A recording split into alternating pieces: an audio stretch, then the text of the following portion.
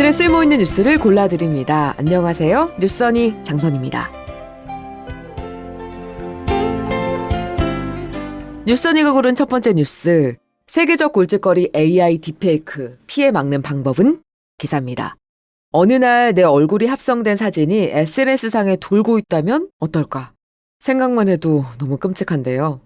인공지능 AI 기술이 기존 데이터를 학습해서 이미지나 음성을 꼭 진짜인 것처럼 만들어내는 딥페이크로 이런 일이 벌어지고 있습니다. 최근에 미국 트위터리안 사이에서 테일러 스위프트를 보호하라 라는 움직임이 있었던 거 아시나요? 테일러 스위프트는 투어를 다니는 도시마다 수만의 팬들이 모이고 또 상권이 특수를 맡는다고 해서 테일러노믹스라는 신조어까지 탄생시키기도 했죠. 그리고 지난해에는 타임의 올해의 인물로 선정될 만큼 막강한 영향력을 가진 최고의 스타잖아요. 그런데 테일러 스위프트의 얼굴을 가짜 나체와 합성한 딥페이크 이미지 때문에 피해를 입었습니다. 이런 이미지가 생긴 것 자체도 문제지만 더 문제는 X에서 이 게시물이 업로드된 뒤에 17시간 동안 계속 공유가 됐고 조회수가 7,200만 회까지 가기도 했다는 겁니다. 이용자들이 테일러 스위프트를 보호하자라는 해시태그를 단 게시글을 올리는 동안에도 게시물이 없어지지 않자 X는 아예 테일러 스위프트로 검색이 안 되도록 막아버렸습니다. 이게 왜 바로 삭제가 되지 않은 걸까요? X가 가진 불법 이미지 스캐닝 시스템이 제대로 작동하지 않았습니다. X가 트위터였던 시절 콘텐츠 모니터링은 원래 사람이 맡아서 했는데 일론 머스크가 X를 인수한 뒤에 이 업무를 하던 직원들을 해고했죠. 모니터링 업무는 AI에게 맡겼습니다. 하지만 모니터링 AI는 제대로 작동하지 않았고 이런 피해로 이어진 거죠. X는 모니터링 직원을 다시 고용하고 딥페이크, 가짜뉴스를 단속할 신뢰와 안전센터를 세우겠다는 대책을 내놨습니다. 딥페이크 피해는 비단 유명인에게만 발생하는 게 아니죠. 딥페이크는 온라인 세상에서 여러 문제를 일으키고 있습니다. 챗 GPT가 등장한 뒤에 사람들이 생성형 AI를 활용해서 이미지와 영상을 만들기가 쉬워지면서 문제가 더 커지고 있죠. 저도 챗 GPT를 이용한 영상 만들기 강의 이런 게 광고에 뜨면서 몇 번 클릭해 본 적이 있거든요. 그만큼 우리 일상과 더 가까워졌다는 얘기입니다. 특히 올해는 우리나라를 비롯해서 전 세계에서 76개 선거가 예정돼 있는데 선거 관련 피해가 늘어날 거라는 경고도 나오고 있습니다.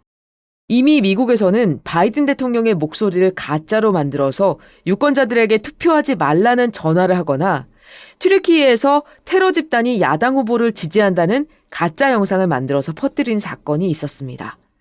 전문가들은 시민들이 공적인 정보를 믿지 못하게 만들어서 민주주의에 해를 끼칠 수 있다고 경고하고 있습니다. 우리나라 총선도 70여일 앞으로 남았잖아요. 지난 29일부터 딥페이크 영상을 이용한 선거운동이 금지됐습니다. 중앙선거관리위원회가 특별 전담반을 꾸리고 본격적인 예방과 단속 활동에 들어갔습니다. 공직선거법에 따라 선거일 전 90일부터 선거일까지 선거운동을 위한 딥페이크 영상을 제작, 편집, 유포, 상영 또는 게시할 수 없게 됩니다.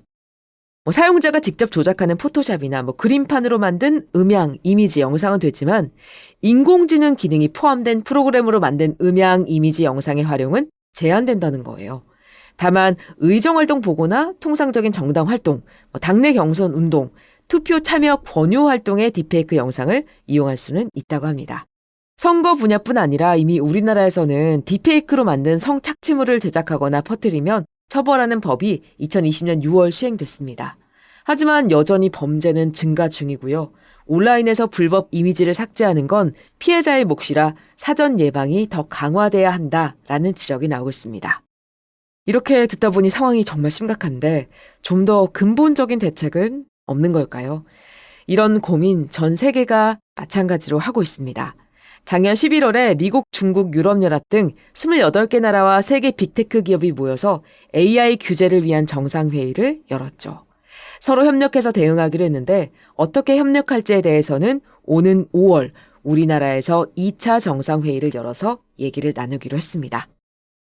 뉴스언니가 고른 두 번째 뉴스, 1인 가구 78.8%가 고독사 위험군. 누가 가장 위험? 기사입니다. 1인 가구가 해마다 빠르게 늘고 있죠. 혼자 사는 사람 10명 중에 8명이 고독사 위험군이라는 분석이 나왔습니다.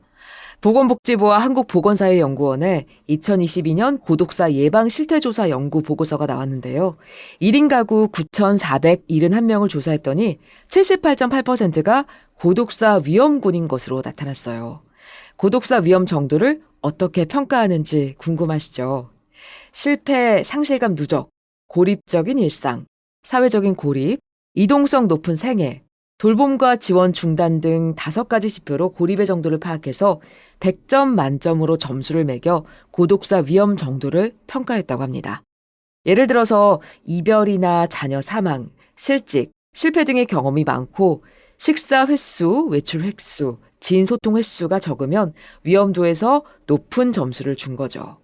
복지 서비스나 돌봄 서비스 중단을 경험하거나 이사 횟수가 많을 때도 위험도가 큰 것으로 봤습니다.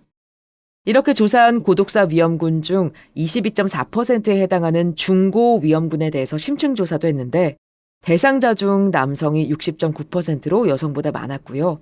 연령대는 50%가 24.6%, 60대가 23.4% 순이었습니다.